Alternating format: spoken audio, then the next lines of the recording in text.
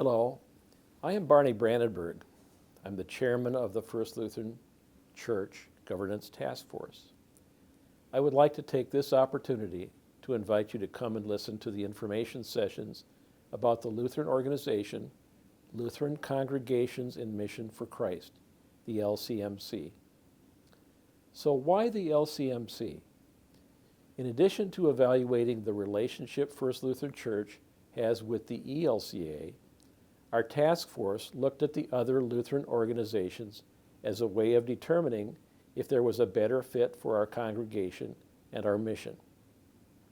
Keeping in mind the concerns the task force raised about being under the governance of the ELCA, let me share with you a comparison and contrast of the LCMC versus the ELCA on these matters.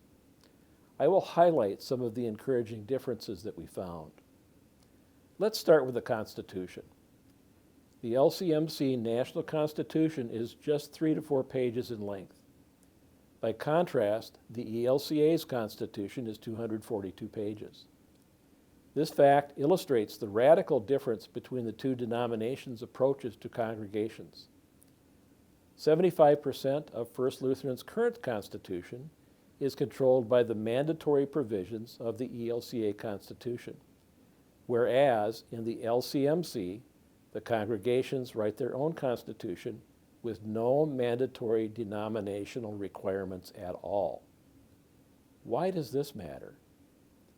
Part of the mandatory 75% of provision that allows the ELCA to assume control over our church council and the congregation's property and assets. By contrast, there is absolutely nothing in the LCMC that gives them any such claim or authority. The LCMC clearly states that the congregation is in full control of its governance, property, and assets. Now let's turn to social statements and their impact on the local congregations and pastors. The ELCA regularly issues social statements and teachings. The most recent ELCA churchwide assembly voted to require pastors' public speech to be governed by those statements and teachings. By contrast, the LCMC has no restrictions on a pastor's speech. That is governed entirely by the pastor within the local congregation. The next difference between the LCMC and the ELCA relates to how the policies, direction, and strategies of each denomination are determined. In the LCMC, these are made by the local pastors and the congregational councils of each congregation. In the ELCA, decisions about policy, vision, direction, and strategy are made by the churchwide council or at the churchwide assembly, which may be very distant from our local congregations. To further illustrate the contrast, the ELCA uses synods to enforce their policies.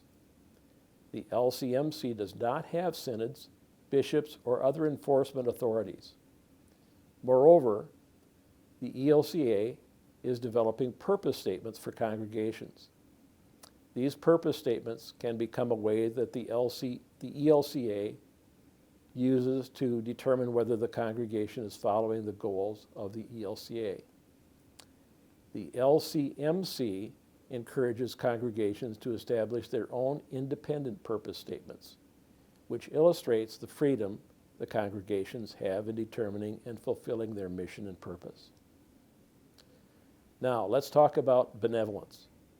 Naturally, the decentralized governance of the LCMC shapes their approach to the congregational benevolence.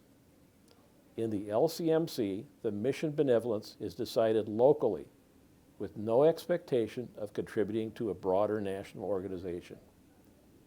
By contrast, the ELCA congregations are expected to send a majority of their benevolences to the synod and the churchwide organizations, who will then determine how that money is used. Let's talk about social issues.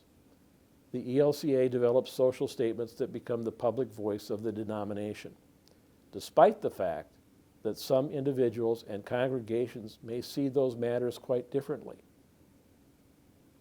The LCMC avoids speaking for congregations by issuing a very limited number of pastoral admonitions, none of which are considered binding or reflective of the local congregation's views. Why does this comparison and contrast matter? First Lutheran Church has a long history of preaching the Word. We have a tradition of the independence of our governance. We have a long heritage of our own awareness of our congregational mission. First Lutheran can remain exactly as we are today by moving away from the ELCA and joining the LCMC. And by doing so, we will remove the risk to our assets and property.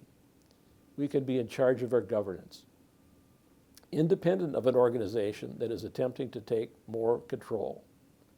That means we won't be dependent upon another entity interfering in our congregational life.